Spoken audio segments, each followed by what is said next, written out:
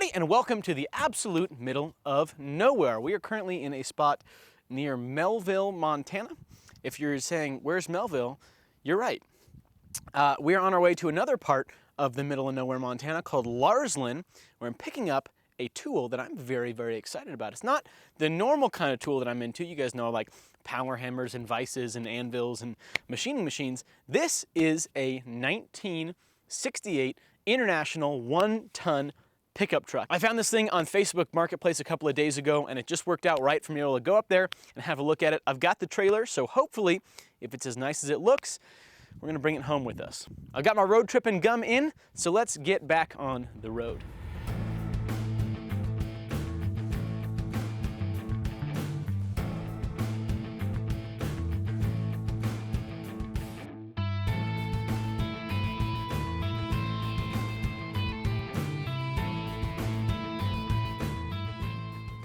All right, well, we're here at Jake's place. Good thing they're open 24/7 because it's like 9:15, and if we didn't have access to those vending machines, I don't know what we'd be doing. No, we've been on the road for like 6 hours now, something like that? 7 hours? Probably well. We had a long stop at Allen Lake's house, like two hours there. Yeah. So we got like an hour and a half left before we make it to where we're spending the night. We'll crash there for the night and then get up nice and early and head on over to have a look at this truck. All right, we're pulling into Fort Peck, and in a quarter mile, turn right onto S. Missouri Street. There's approximately like nothing here, believe it or not. We went from one part of the middle of nowhere in Montana to the middle of nowhere in Montana.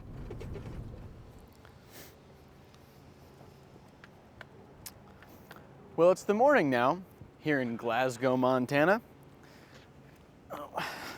Now, a 1-ton truck is an incredibly powerful tool. Do you know what else is an incredibly powerful tool? Squarespace. Squarespace is a platform that allows someone who's not necessarily a graphic designer or tech genius to be able to build a beautiful website, which is an incredibly important thing to be able to do in today's day and age.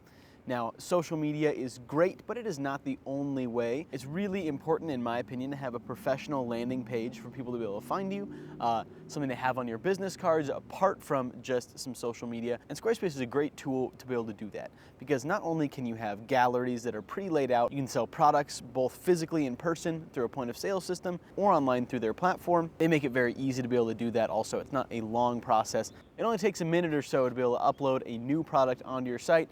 Now, Isaiah, standing behind the camera here, built himself a beautiful website in about 2-3 hours, something like that, which Isaiah is quite good at computers, but even for someone who's not, it doesn't take a whole lot longer than that, which is a really, really wonderful tool.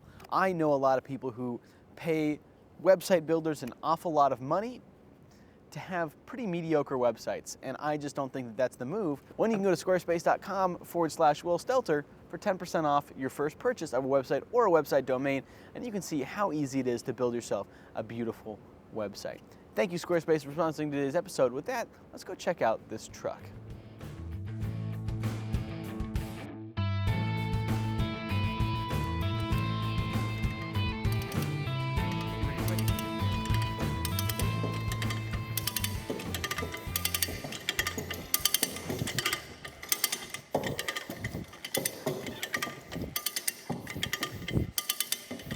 Well, we got the truck loaded up. It's not quite as clean as I thought it was. I think it will clean up very easy though. It's just a little dustier.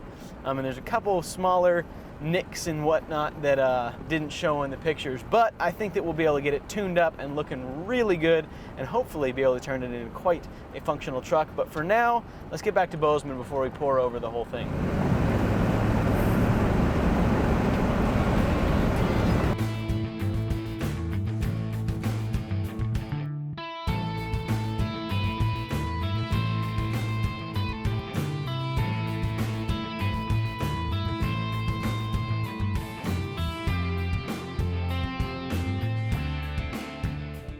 All right, after a solid 7.5-ish hours in the car, we are back home at the shop. It's time to give this thing a good bath because the first like 10, 12 miles were going very slow on a muddy road, and so this thing looks extra gross.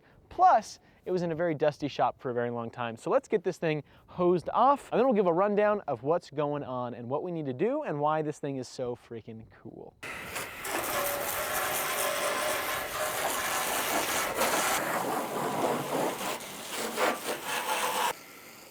No. Oh, the windshields? No freaking way. Without a doubt, one of the most frustrating things that has ever happened to me. It's quite possible that we'll be able to find a new windshield for it. They're not that uncommon. Okay, so let's start with the front of the truck and move our way backwards. So up front we have the original grille protector. This is the factory grille protector. Apparently they're not super common.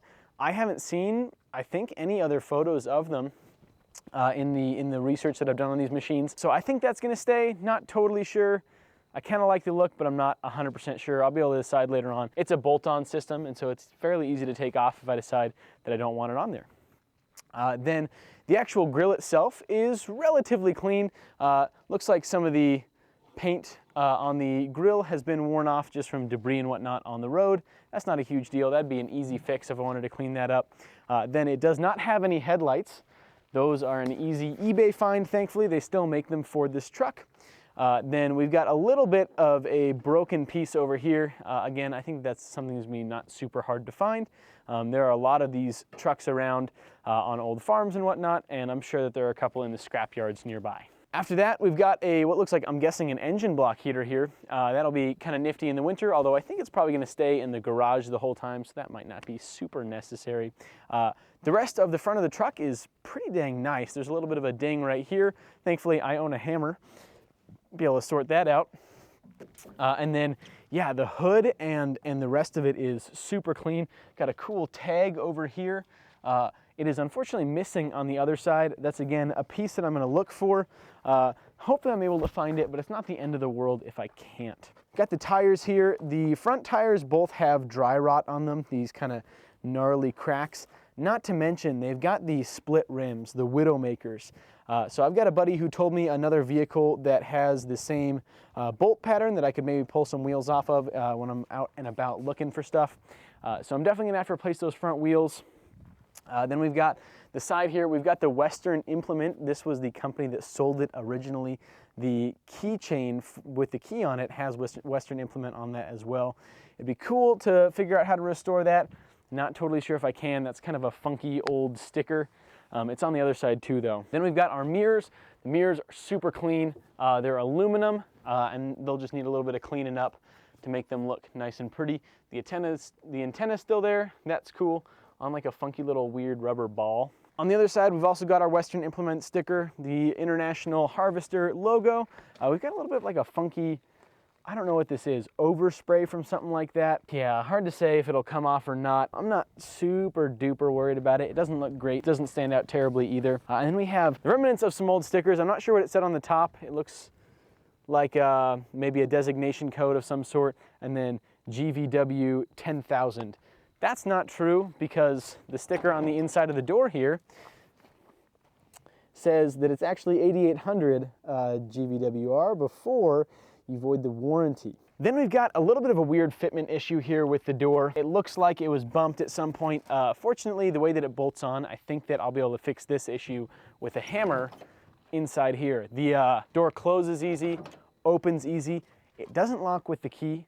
So if you guys see this truck out and about in Montana, please don't break in. Here is the engine. It is a 304 cubic inch V8. The original exhaust manifold on it had cracked, and the owner tried to replace it with some new headers, but he never actually tied them in. So he found the headers and then never got it running.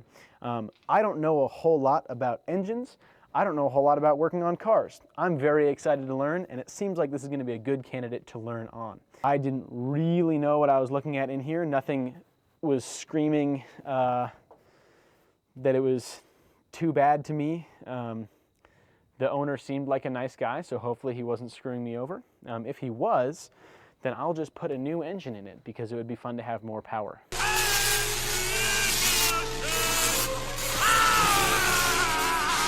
So it needs the headers installed. The headers need to be tied into the muffler. It needs a new battery, obviously, because this is a lovely parts tray right now. but there should be a battery right here, and there's not. So that's about it under the hood. Hopefully, I mean, I'm gonna try and go through, and I'm guessing it needs oil, needs the gas tank gone through, probably needs the radiator flushed and have new fluid put in there. Bam. So inside here, it's overall pretty dang clean. I'm not quite sure what the headliner situation is. There's like a fold over and then weird gap. Things are a little bit crunchy up there, but it's not too bad. We've got our mirror. So things are still a little stiff in here. When I got here, the clutch was completely, it didn't want to move at all. Thankfully now it does move. So yeah, you can go into all 4 gears and reverse. That's good. The emergency brake does approximately nothing. But we've got all these cool, fun toggles and switches over here. On the far left-hand side is where the key goes. Next to that is the headlights. You pull that out, and then the bright switch to bright headlights, is a little toggle down on the floor, which is, in my opinion, the peak of car engineering. I think that's the neatest thing on the planet. After that, we've got the heater. It's called the vent. Then on the steering column, we got our blinker left and right and our emergency lights there. Then we've got our wipers. It seems like just have 3 modes, off and then low and then high. Then we've got a choke for starting the engine. And then we have this. Oh, you know what? I think this is our cigarette lighter. And then here, this is a fun little treat. This is our ashtray. And in the ashtray is a bunch of .22 ammo. You guys think we should try firing these off? I agree. Up here we've got our radio. So we've got our little RPM counter up here. I think that that's aftermarket. I haven't seen that on very many other trucks. And then we've got amps, fuel, miles per hour, and the odometer, engine temp, and oil level or temp or something. Then we've got our blinkers, whether or not they're going off, and then the brake fail thing. And then over here we've got our super cool little glove compartment. This is the original manual and the original sales order and all of that stuff. Super cool to have. It tells us that the truck was built on October 8th, 1968. And then also in here we have our fuse box, which is so freaking smart that they would have it there and not like under there where it's super hard to get to. That's about it for inside here. We've got these super neat airplane style buckles. So I freaked out earlier because I thought that this had happened on the road. That was in here, that was there already. I looked back at the photos and I just hadn't noticed it. That's a bummer. I think that a lot of the seals around the windows, definitely around the windshield and around the back, are gonna need to be redone. These ones leaked a little bit, it looks like. So these guys will need to be redone. Got a cabin light back up here. Let's go on back. So back here we have the spot to put a flatbed, basically. I'm excited to get to build one. I think it's gonna be a fun project, but we've got the dualies, so obviously that means 2 tires on either side. These guys will absolutely need to be replaced, but I don't think that it has these split rims on it, at least not that I can see. Maybe it's hidden on the inside, but I don't think that that's the case. I think that these wheels are good. The tires will definitely need to be replaced, but I think the wheels are all right. And the frame on this thing is immaculate. There is no rust. There's some very light surface rust, but there's no actual rust anywhere on the truck. There's a little bit of a crusty farm fix on this leaf spring bracket, but it looks like it's been done at least properly. So that's good. Obviously, when I build the flatbed, it's going to need new tail lights and all that stuff. So it's either going to be like an 8 or a 9-foot flatbed, something like that. The body of the truck overall is in very nice condition. The worst places on the truck is something like this, like very light spots. I have a couple different ideas on how to get that fixed. I don't think I'm going to be able to color match and paint it. Overall, this thing is incredibly clean. There are a couple dents and dings. I mean, it's been alive for like 55 years now. Oh, it's also missing the door handle on the inside on the passenger side. Super weird. I think I'll probably be able to find something on eBay or go steal one from a truck in town. We'll see. And I am incredibly excited to get to be the steward of this thing, to learn how to work on it, to bring it back to life, and then to be able to use it. It'd be nice to be able to throw heavy loads on here. Not going to be something I'm driving to Florida in or anything like that, but for going around town, it'll be fun to have a manual machine that's capable of carrying some big stuff. So with that, let's go ahead and get this thing unloaded and into the shop, where hopefully we'll be able to start work on it pretty soon. Okay. Probably the safest way to do it, although it's going to be so slow. Okay. So just so everyone understands, since the truck has no brakes, getting it off is a little sketchy because I can't just hop in there hit the brakes as it goes down. We've got to lower it down in a safer way than that. But my chain hoist, which I thought was going to be the way to do it, is acting up.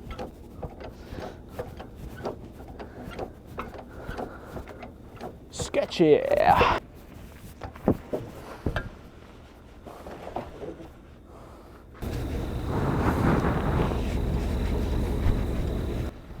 Okay. I thought today was too boring by itself, you know? Oh,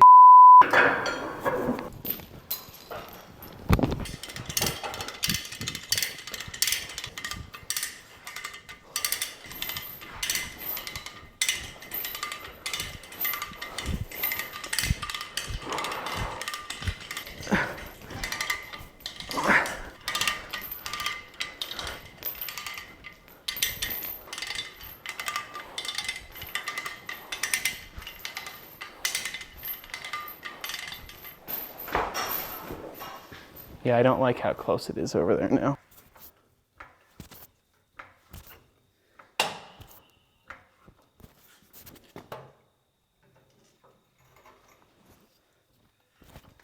Well, I am hot and sweaty and tired, but we got the truck home. It is inside the shop. I don't think it's gonna live here permanently unless I figure out a better way to be able to move around it. I suppose if it moved like a foot this way, it would be a lot more convenient than it is right now. But we'll have to figure out a permanent place for it, especially while I get working on it, and then where I'm going to store it while I'm driving it. But thank you guys so much for following along. I hope you enjoyed. If you guys have any info about these guys, or if you know where I can find a new windshield for it, or any of the other pieces like the door handle, or any of that stuff. Really, if you got a parts truck of one of these, let me know. I'm probably interested in some of the pieces. So again, thank you guys so much for following along, and I will see you on the next one. Thanks. Bye.